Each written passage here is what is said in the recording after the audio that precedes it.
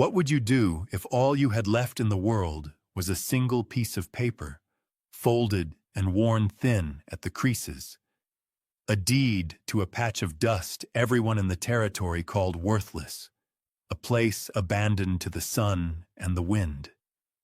For Caleb Croft, that paper was the sum total of his inheritance, the last remnant of a life that had been washed away by drought and debt. But the truth waiting inside that forgotten parcel of land was a secret buried for 100 years, a quiet promise powerful enough to bring a dying country back to life. Settle in with us, and let us know where you're watching from, as we tell a story of how one man's refusal to give up on a forgotten place changed the fate of everyone around him. Caleb Croft rode into the town of Redemption with the Arizona sun beating down on the back of his neck, a heat that felt personal and punishing.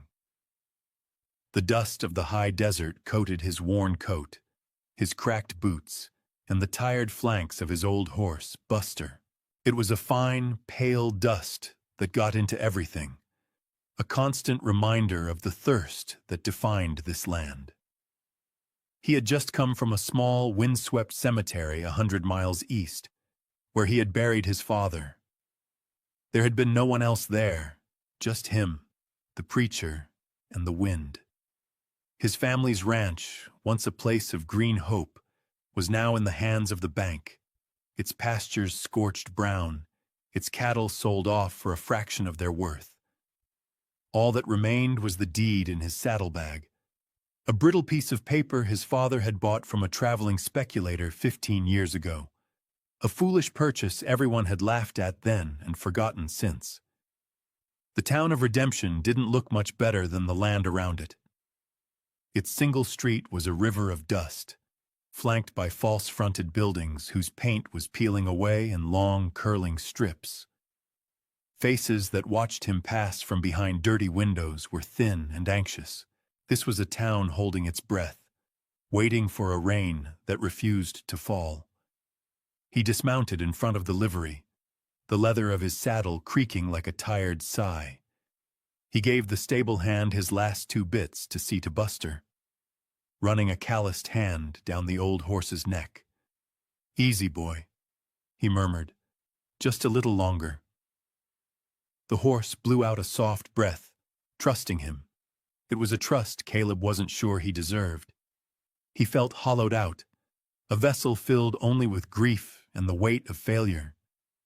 He had his father's stubborn jaw and quiet hands, but he feared he lacked the hope that had kept the old man going for so long.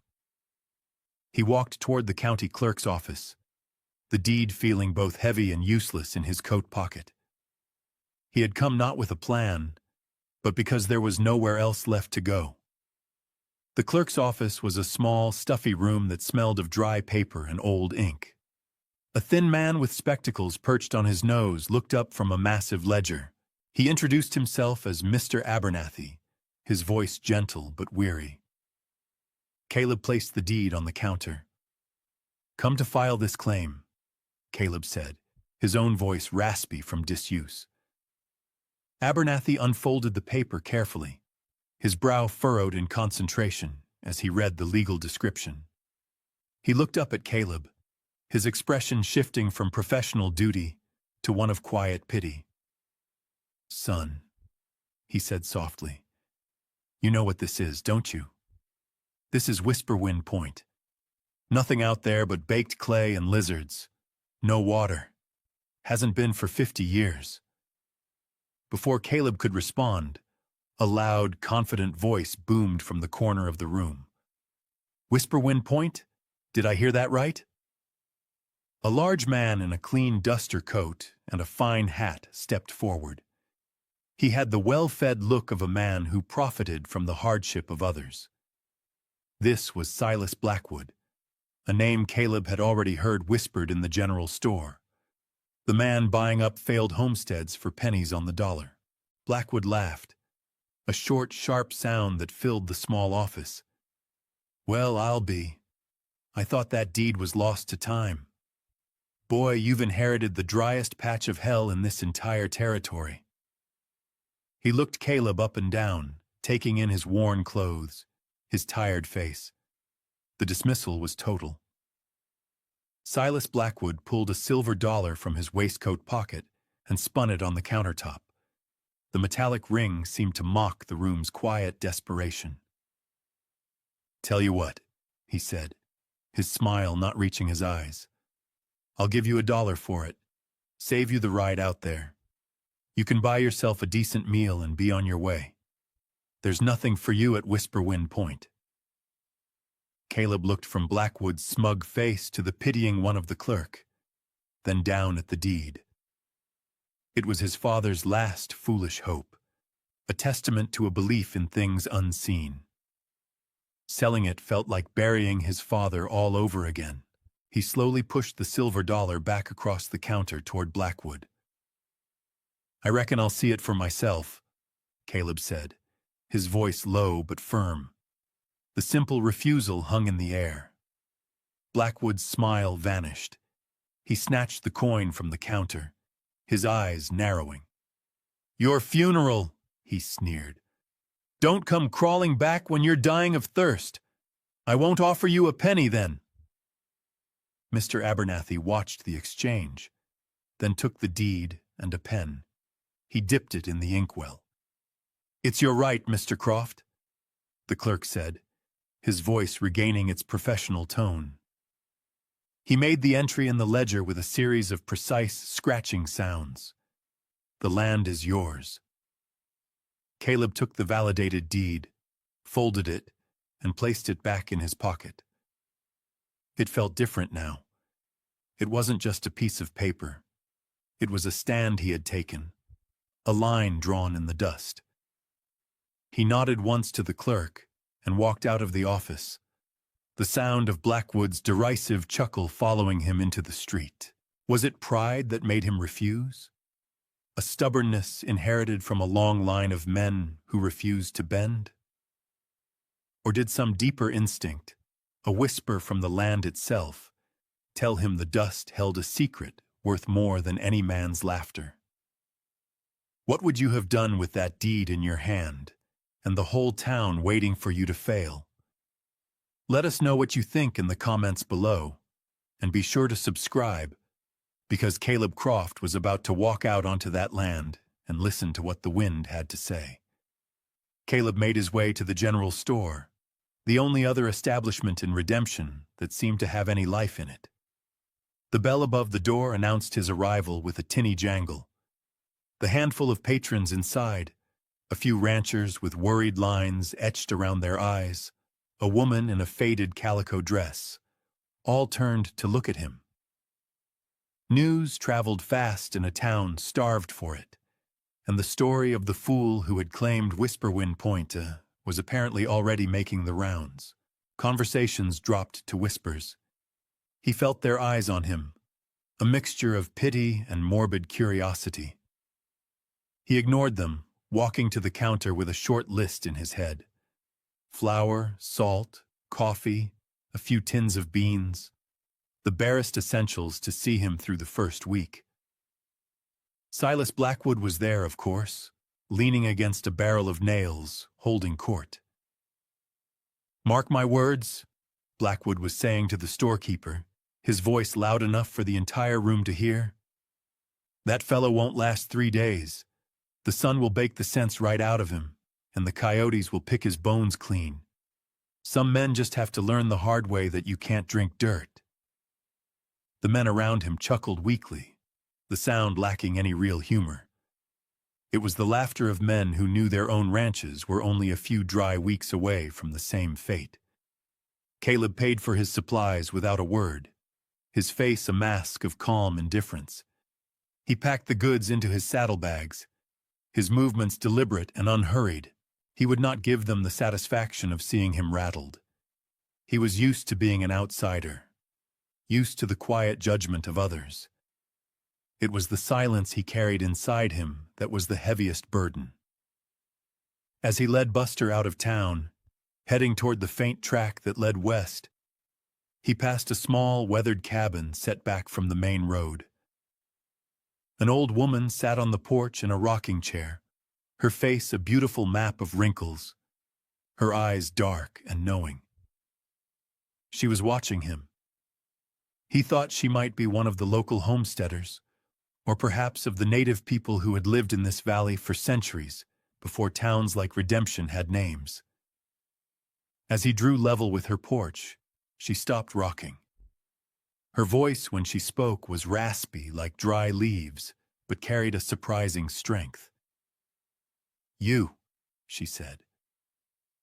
It wasn't a question. Caleb stopped. He met her gaze. She looked from his face to the tired horse, then out toward the barren horizon where his new property lay.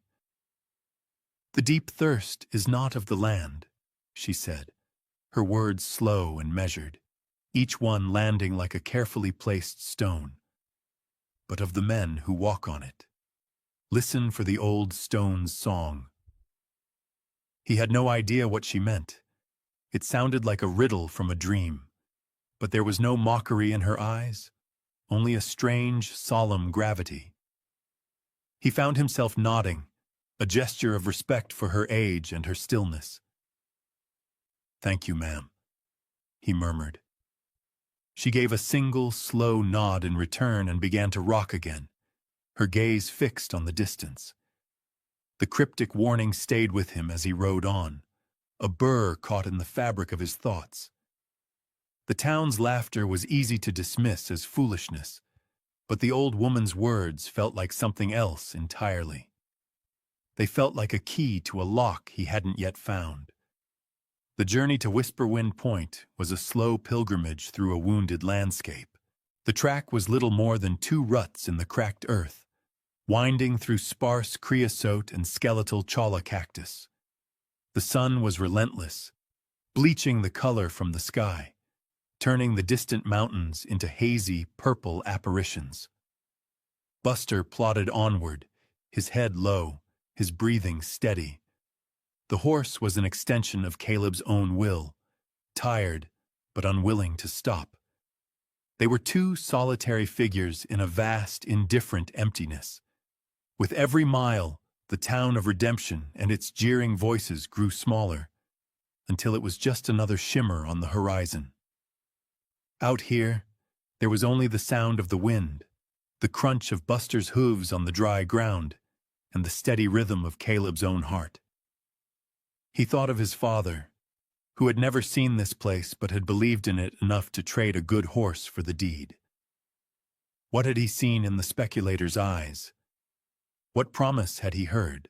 Or was it just a desperate gamble, the last act of a man watching everything he'd built turn to dust? Caleb didn't know. He only knew that he was following that gamble to its end. He arrived at dusk, the time of day when the desert briefly softens. The setting sun painted the western sky in strokes of orange and violet, and the air cooled enough to feel like a blessing on his skin. The property was marked by 4 crumbling stone cairns, just as the deed described, and in the center of the plot stood the reason for its name. It wasn't a windmill as he had pictured it, not one of the tall, spindly American ones. This was older, different. It was a stout, round tower of fitted stone, perhaps 20 feet high, with the broken remnants of wooden arms jutting from its top like fractured bones. It looked Spanish, ancient, a forgotten sentinel from another time. There was no cabin, no barn, no wellhead, just the stone tower and the parched earth. A wave of profound disappointment washed over him, so strong it almost buckled his knees. The town was right. Blackwood was right. There was nothing here. He had traded his last hope for a pile of rocks. He unsaddled Buster and set up a simple camp in the lee of the tower, the stone still holding the day's warmth. As darkness fell, a profound silence descended, broken only by the whisper of the wind moving through the tower's broken frame. It was a lonely, mournful sound. He sat by his small fire, drinking coffee, feeling the full weight of his solitude. He and Buster were utterly alone, camped beside a ruin on a patch of worthless land, with nothing but a riddle from an old woman to hold on to. Days bled into one another, each one a copy of the last, measured by the slow crawl of the sun across the sky. Caleb fell into a simple, hard rhythm. He rose before dawn, made coffee, and watched the light reclaim the desert. He spent his mornings exploring the boundaries of his property, walking the perimeter, learning the feel of the ground beneath his boots. It was just as the clerk had said: baked clay, loose rock, and stubborn scrub. There was no sign of a spring, no dip in the land that might suggest a hidden water source. The stone tower dominated the landscape and his thoughts. He ran his hands over its surface. The stones were masterfully cut and fitted, a kind of craftsmanship he'd never seen in the territory. It was built to last for centuries, far too sturdy for a simple rancher's windmill. Who would build such a thing here, in the middle of nowhere, and for what purpose? He cleared the debris from its base, pulling away dead brush and rocks that had fallen from the top over the years. The foundation was solid, sunk deep into the earth. There was no visible well, no trough, nothing to explain its existence. Yet, as the first week drew to a close, he began to notice something strange. It wasn't a clue he could see, but one he observed. The desert wildlife, usually scattered and shy, seemed drawn to the tower. In the cool hours after dawn, lizards would emerge from the rocks and press their bodies flat against the stones on the north side of the base. Small finches and sparrows would land there, chirping and pecking at the mortar, ignoring the meager shade offered by the nearby scrub. Buster, too, seemed to favor that spot, often standing near the north wall for long stretches, his ears twitching as if listening to something Caleb couldn't hear. At first, Caleb dismissed it as a coincidence, a quirk of the shade or the temperature, but their persistence was too deliberate. One morning, he knelt down and pressed his own palm flat against the cool stone where the animals gathered. He felt nothing, no vibration, no sound. He pressed his ear to the rock, closing his eyes, trying to sense what they sensed. There was only silence. Still, the image of the animals, all facing one way, all drawn to this single spot, refused to leave his mind. It was a detail that didn't fit the picture of a dead and useless place. That afternoon, as he was scanning the ground, his eyes caught another anomaly, a faint line in the soil leading away from the north side of the tower. It wasn't a crack from the dryness. It was too straight, too uniform, disappearing into the scrub. It was almost invisible, something you could only see if the light hit it just right. It looked like the ghost of a buried secret. The line in the dust became an obsession.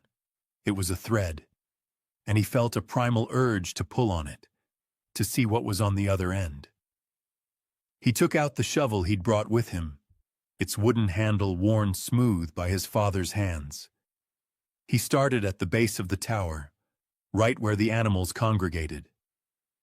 The ground was hard, a crust of baked clay that resisted the shovel's blade. He swung his pickaxe, the sharp clang of steel on rock echoing in the silence.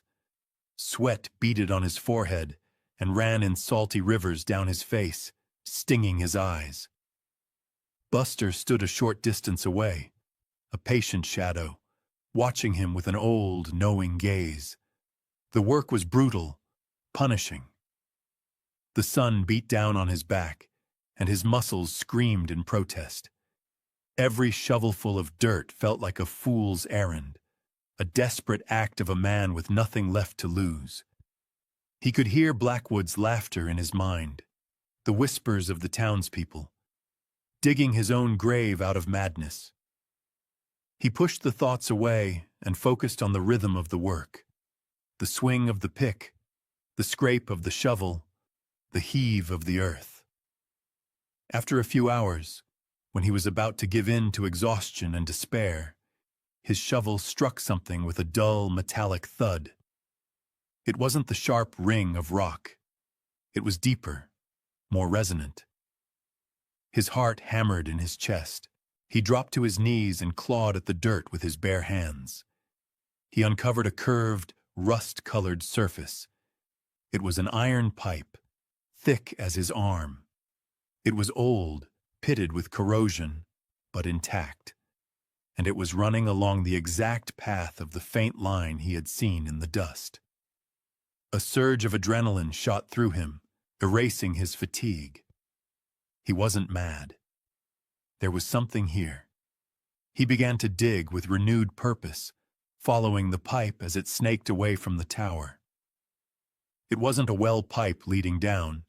It was a transport pipe leading out. But where? There was nothing out here for it to lead to. He dug all day, a long, shallow trench stretching across his property. His hands were raw, blistered, and bleeding, but he didn't stop. The pipe was a question, and he was determined to find the answer. As the sun began to set, casting long shadows across his work, he realized the pipe wasn't pumping water up from a well beneath the windmill. The land sloped ever so slightly downward from the tower. The windmill, when it had worked, hadn't been lifting water. It had been pushing it, giving it just enough momentum to travel downhill through this hidden artery, a secret river flowing just beneath the surface of the dead land. He followed the iron pipe for nearly a quarter of a mile, his trench a raw scar across the landscape. It led him to the far edge of his property, to a low, unassuming outcrop of sandstone and granite. And there, the pipe simply disappeared, plunging straight into the rock face. It made no logical sense. Caleb spent the better part of a day searching the outcrop, running his hands over every crack and crevice. He was about to give up, convinced the pipe was just a fragment of some long-abandoned project, when he noticed it. A section of the rock wall, no bigger than a doorway, had a slightly different color and texture. The mortar between these stones was cruder, sandier, as if it had been applied much later than the rest. He tapped it with the head of his pickaxe. The sound wasn't the solid thud of bedrock. It was hollow. He swung the pickaxe harder, and a chunk of the false front crumbled away, revealing dark, weathered wood beneath. It was a door, swollen and jammed tight in its frame, concealed for generations. With his shovel as a lever, he strained against it, his muscles burning. The wood groaned in protest. Then, with a splintering crack, it gave way, swinging inward into darkness. A gust of air rushed out, cool and damp, carrying the scent of deep earth and still water. It was the smell of life. He lit his lantern, the flame flickering in the sudden draft. Holding it high, he stepped over the threshold. The light pushed back the shadows to reveal a set of stone steps, slick with moisture, leading down into the earth. He descended cautiously, the lantern light dancing on the wet stone walls. At the bottom, the narrow passage opened into a vast, cavernous space. He lifted the lantern higher, and the light caught the surface of water. It was a cistern, enormous and man-made, carved directly out of the bedrock. It was easily 50 feet across, and who knew how deep, and it was more than half full of water, so clear he could see the stone floor far below. The air was cool and still, the silence profound. This was the pipe's destination. This was the windmill's purpose. It was a reservoir, a secret lake hidden beneath the desert. On the far wall, just above the waterline, a carving was visible in the lantern's glow. A simple cross, a date from the late 1700s, and the faded seal of a Spanish mission. He finally understood. The tower wasn't a windmill for a farm. It was a pump for a mission outpost, built by monks 2 centuries ago. It had been silently collecting the sparse rainwater, channeling it down here, drop by drop, for decades, long after the mission itself was gone and forgotten. He had not inherited a worthless patch of dirt. He had inherited a miracle.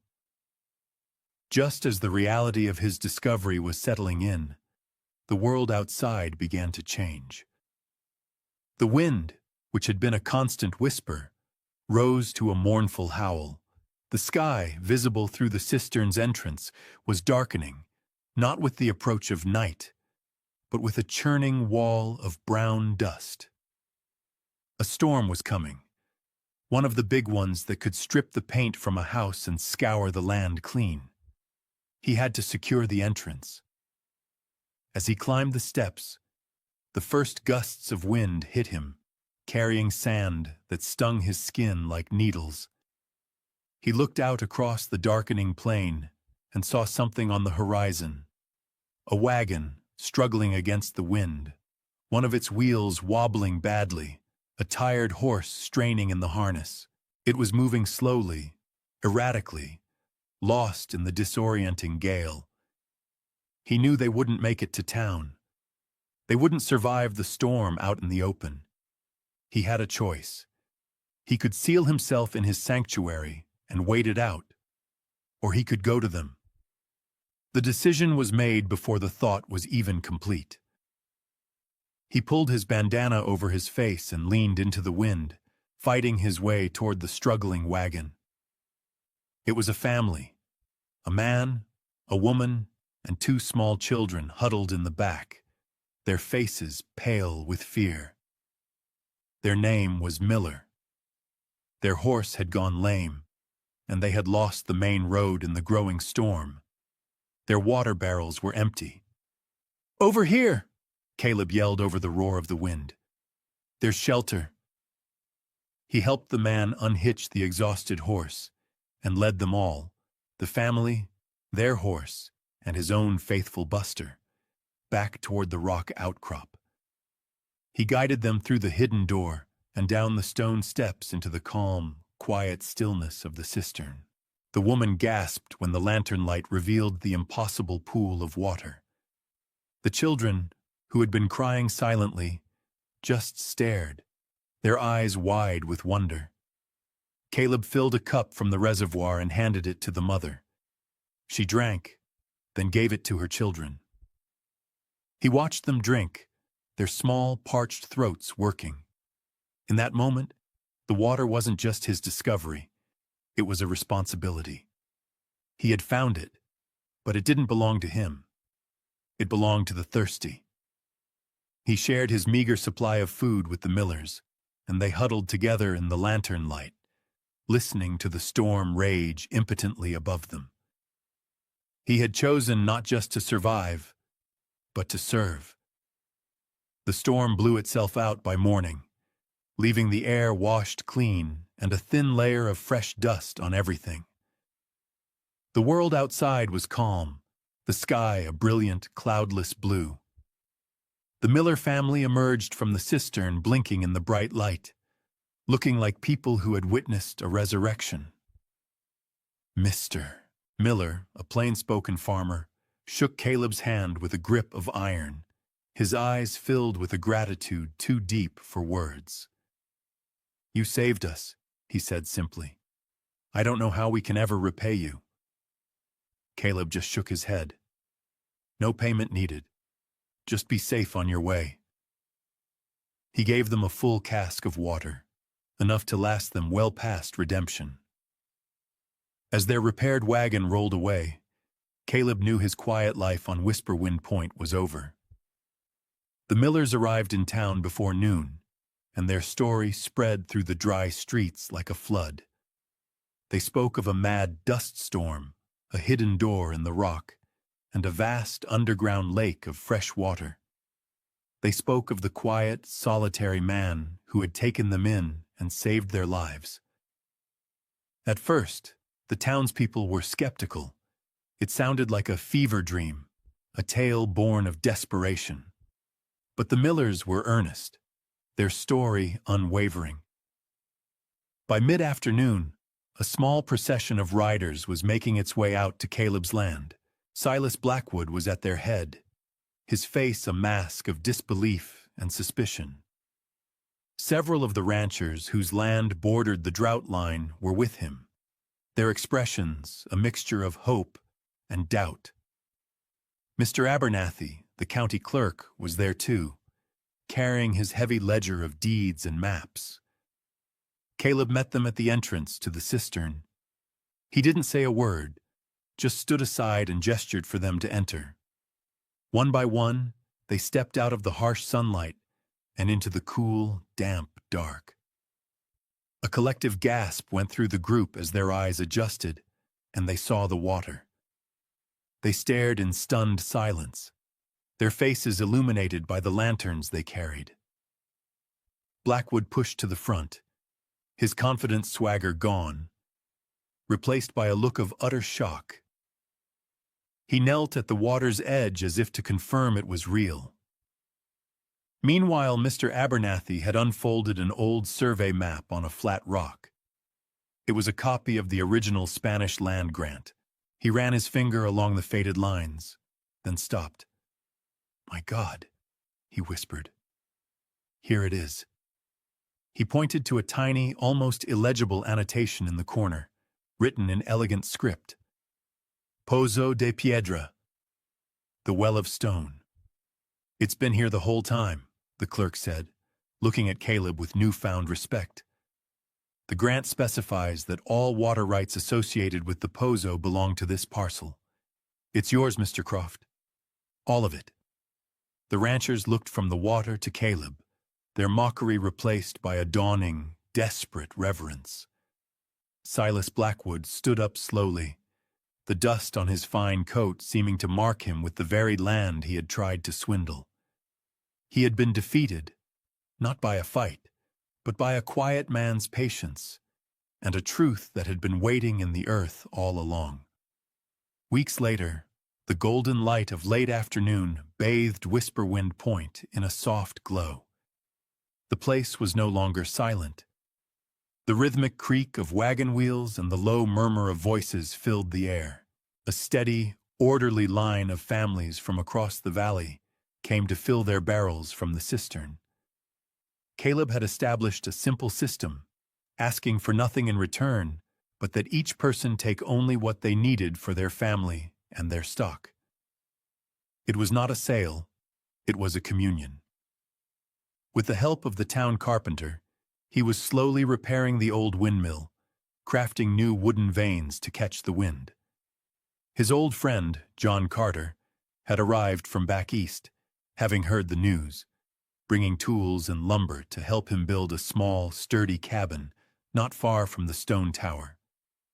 The two men worked together in the comfortable silence of long friendship. Buster, the old horse, stood peacefully in the shade of the newly built corral, watching the proceedings with a placid eye. The land itself seemed to be responding. Patches of green were beginning to appear near the cistern's entrance where water had been spilled, a blush of life against the pale dust. That evening, as the last wagon rolled away, Caleb and John stood by the old stone tower, watching the sun dip below the mountains. The sky was a blaze of color, a spectacle of impossible beauty. John gestured with his chin toward the line of distant homesteads, where lantern lights were beginning to glow like fallen stars. "You saved this valley, Caleb," he said quietly. "They're already calling this place Croft's Spring. What are you going to call it, for real?" Caleb placed a hand on the warm stone of the tower, feeling the faint, deep hum of the earth beneath it. He thought of the mocking laughter, the old woman's riddle, the long days of digging, and the look on the faces of the Miller children as they drank the cool, clear water. He looked out at the land, his land, which was now inextricably tied to the lives of dozens of others. "It was never about owning the land," Caleb said. his voice soft but clear in the twilight air. It was about listening to it. Thank you for joining us for this story of quiet strength and hidden hope.